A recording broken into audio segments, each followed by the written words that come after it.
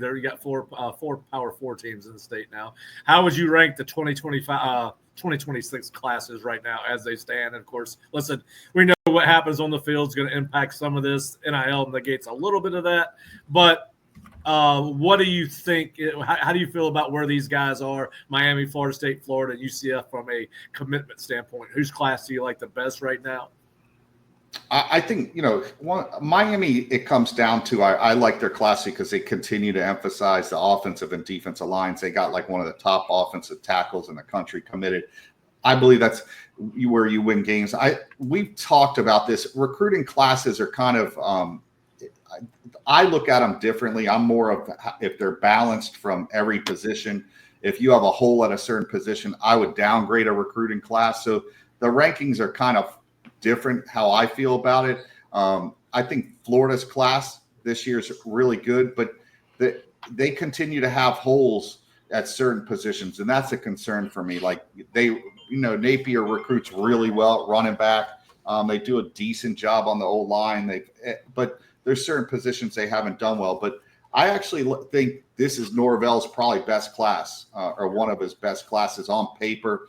I think some of the guys that they've recruited, I looked at some of the guys on paper. I don't know what Shane thinks of someone like Tico Creedon. And I look at that. What? I love that kid. I watch his film, and I don't know if there's many better D-lock tackles in the country. Like, I really watched his film, how quickly he got off the ball. He played violent. He just plays violent. That's the first thing I noticed.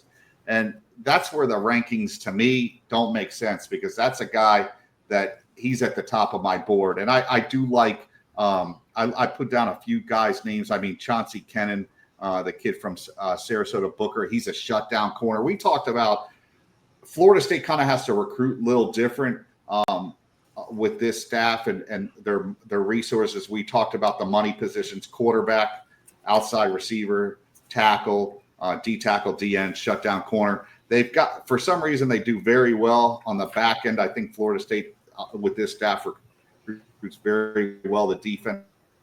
It's a backfield. I do like the D tackles with Tico, and I also like the other big D tackle they got from Georgia this year.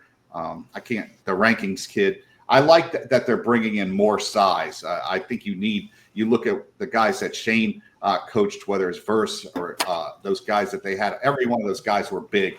You need big guys up front and that are athletic. So I think they're all doing pretty well. None of them are doing elite recruiting this year. They're going to be fringe top 10, mainly top 15 classes. And as long as you're in that top 15 now, and you could fill in with the portal, I think you're right there to be a playoff team every year.